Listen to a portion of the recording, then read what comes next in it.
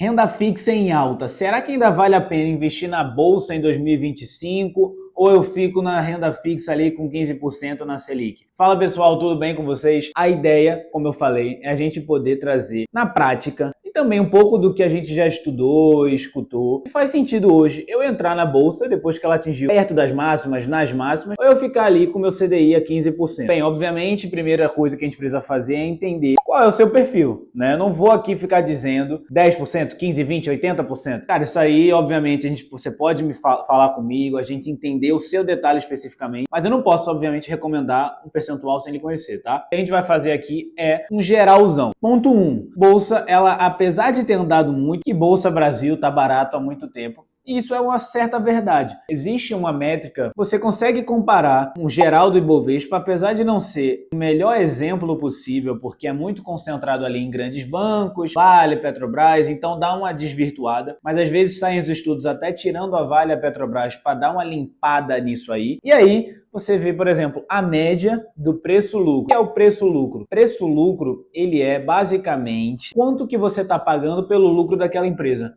A média do Brasil ali gira em torno dos seus 10 vezes lucro, mais ou menos. Mas hoje a gente está sendo negociado um desvio padrão abaixo dessa média. O que é importante é, a gente está sendo negociado um desvio padrão. Já foi até inclusive 2. Ou seja, está muito longe da média ainda. Pelo menos nesse momento agora, tá, gente? Se você estiver vendo esse vídeo daqui a um mês, pode estar diferente. Mas agora é isso. Então, a tendência ao longo do tempo é que exista uma reversão para a média. Isso aí você consegue acompanhar a alta da bolsa. Imagina no começo do ano, a gente estava, não sei se você lembra, dólar 6,20, todo mundo com medo, né? Será que vai para 7? Enfim, eu com medo porque eu vou para a Copa no que vem, né? Até falei no primeiro vídeo de apresentação, imagina, dólar 7, cada vez fica mais caro, né? Mas agora a gente tá com dólar 5,30, então não é previsível. Começo do ano, Selic, a previsão era para ir para 15, que é a taxa básica de juros da economia Selic, ou seja, deixei o meu dinheiro num CDB a 100%. Quanto que eu espero receber se ficar 15% a Selic? 15% bruto. E aí você vai tirar o imposto se aquele CDB vencer. Aí pode ser de 22,5% a 15%, pelo menos hoje, né? Porque também está tendo uma discussão se vai ser essa tabela ainda regressiva, começando em 22,5% até 15%, ou vai ficar unificado em 17,5%. Então você tem a renda variável de um lado, né? Que hoje ainda está barata, apesar da alta. E você tem, e que vale ressaltar, foi muito puxada por investidor estrangeiro. Então o varejo ele não acompanhou. O que eu quero dizer com isso, se você estiver começando, né? Você tem fluxos, né? Pessoas que estão comprando e vendendo. Isso é o que faz o preço da ação, vamos dizer assim, no dia a dia variar. Se eu só tenho investidor estrangeiro comprando, eu tenho um fluxo. Agora imagina se eu tenho o investidor estrangeiro comprando, se eu tenho fundos comprando, fundos também de ação estão nas mínimas de alocação. Então eles estão nas mínimas, cada vez mais fugindo de alocar em ações no Brasil. Por quê? Porque caiu muito e eles têm o negócio deles, né? Se eles ficam com a cota negativa ou não batendo o CDI, eles tomam resgate, fogem desse tipo de aplicação para poder manter o fundo deles de pé. Agora imagina, investidor estrangeiro comprando Bolsa Brasil, fundos voltando a comprar e o varejo, que sou eu, você, o seu tio, a sua tia, que não é, enfim, banco, investidor estrangeiro e tal, comprando também. Você tem mais pessoas comprando, isso é um fluxo comprador maior.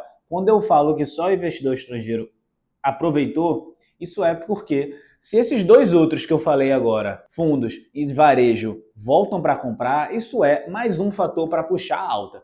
Então, beleza, esse seria o cenário de alta para uma renda variável, né? Longe da média, fluxo voltando, ainda tem um fator da gente ter tido muito buyback, que o que é isso? Você é o dono da empresa, vamos dizer assim, um dos donos ali e tudo mais. Você acha que a sua ação vale 20 e ela está sendo negociada a 10, ou seja, está barato. Às vezes faz mais sentido eu recomprar um pouco dessa ação que está descontada e ficar com esse equity dentro da empresa. Então, o que acontece? Existem recompras de ação. Isso é um dos motivos para recomprar. Que, obviamente, se eu estou recomprando e deixando dentro da empresa, imagina que eu tinha 1 milhão sendo negociado de ações na bolsa daquela ação. E aí eu vou e recompro 30%. Tá? Vou ficar agora com 700. Esse fluxo comprador de estrangeiro, institucional, barra fundos e tudo mais, e varejo, voltam a comprar, eu tenho mais gente querendo comprar, e menos opções para serem vendidas. Traz um fluxo, inclusive, maior, né, para você poder puxar a ação para cima de preço. Então, existem alguns fundos que, inclusive, estão trazendo essa tese de que se tiver a virada na renda variável, que nem foi agora, tá? Isso aí foi uma correção,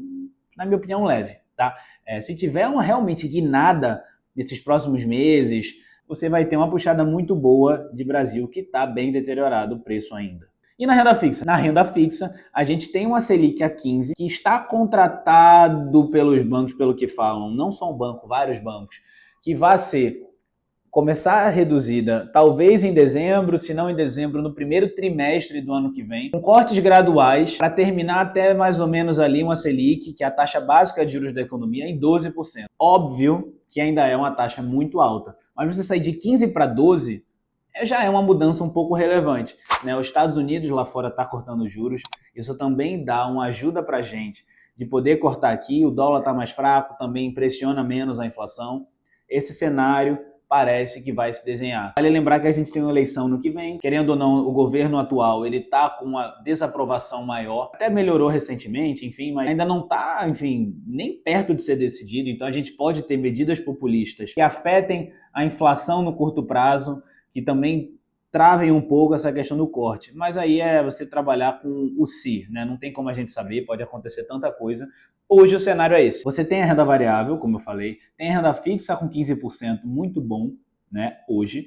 E você tem, que para mim é o preferido, inflação, que é IPCA, mais 6, mais 7, a CDB, enfim, LCA, LCI, crédito privado, fundos fechados, trabalhando com taxas altas. Tem muitos casos aí. Mas o que na prática é isso? Imagina que você senta comigo, com o Luiz, né, e fala, olha, eu tenho 30 anos, eu consigo poupar 5 mil por mês, às vezes eu recebo um bônus de semestral ou anual ou de distribuição de dividendos de X, tenho um padrão de vida hoje de tanto, quero comprar um imóvel daqui a 5 anos, tenho 2 filhos, enfim, me explica a sua vida financeira. E quando você quiser aposentar ou viver dos seus investimentos daqui a 15 anos, 20 anos, você me fale que quer um padrão de vida mensal igual ao que você tem hoje, ou um pouquinho melhor. Aí a gente expurga a inflação. Quando a gente expurga, tira a inflação dessa conta, a gente vai fazer essa conta de rentabilidade, mas quanto você poupa por mês, ou semestral, ou anual, aí vai depender de como é que funciona a sua renda, a gente vai considerar, você vai ter uma rentabilidade de inflação mais 5. Se hoje você consegue contratar no Tesouro Direto, que na teoria é o melhor risco possível no Brasil, porque são eles que imprimem a moeda, então é muito difícil de dar calote. Se você consegue contratar inflação mais 7 para longo prazo ali, 2032, 33, tá excelente. Você na prática tá garantindo essa taxa sem risco, né? Você pode sair antecipadamente, enfim, isso é um detalhe para outro vídeo. E aí você tem o risco do preço, enfim, eu vou trazer isso aí sem dúvida nenhuma, porque tá super na alta. Você tá pegando uma taxa excelente, gente. Lembra que em 2019 esse papel era negociado IPCA mais 3, 3,5. Por quê? Porque o juros estava 6, 6,5, 7, né? Então você não tem uma taxa tão alta quanto essa. Por exemplo, eu vou contar a história de que eu tenho um cliente que tem inflação mais 3,5 para 2035, 2040, que fizeram lá atrás, que era a taxa que era negociada, mas enfim, vou entrar no detalhe, né? Enfim, essa pessoa chegou para mim preocupada com a taxa que tinha contratado, pô, tá IPCA mais 3,5, se eu sair agora sendo negociado IPCA mais 7, eu tô perdendo muito. Então eu falo, olha, se eu tô falando para os meus clientes que talvez seja um momento de você comprar, não tem como eu estar dizendo para você vender. Faz sentido, senão seria totalmente antagônico, né? Não faz sentido nenhum. Então mantém. Mas para vocês verem como hoje é um momento interessante comparado a não tanto tempo atrás. 6 anos eu tô falando. Então hoje é um momento interessante, pensando em liberdade financeira lá na frente, pensando em Selic caindo. E aí, assim, muitas vezes é sim ou não, né? E não precisa ser sim ou não. Quando você for montar a sua carteira de investimentos, diversifique. Respeite se você tem mais medo de perder, se você não tem tanto medo, se você é mais agressivo. Mas diversifique com as caixinhas que você entenda que, pô, se eu colocar 2% em Bitcoin, tá ok. Pô, mas esses 2% aqui, se Bitcoin sair de 120 mil dólares para 60, sair de 2% para 1, eu vou ficar maluco. Então, não coloca menos. Sempre pensa no pior cenário para você poder precificar. Se vier o médio ou o melhor, excelente. Você talvez fique com aquele, pô, podia ter comprado mais, enfim. Mas esse receio, poxa, é muito melhor, vamos dizer assim, do que você dizer, pô, era para eu ter comprado menos e perdi dinheiro. Isso aí é o pior, né? Tem aí as leis de que você nunca deve perder dinheiro. Então toma cuidado com isso.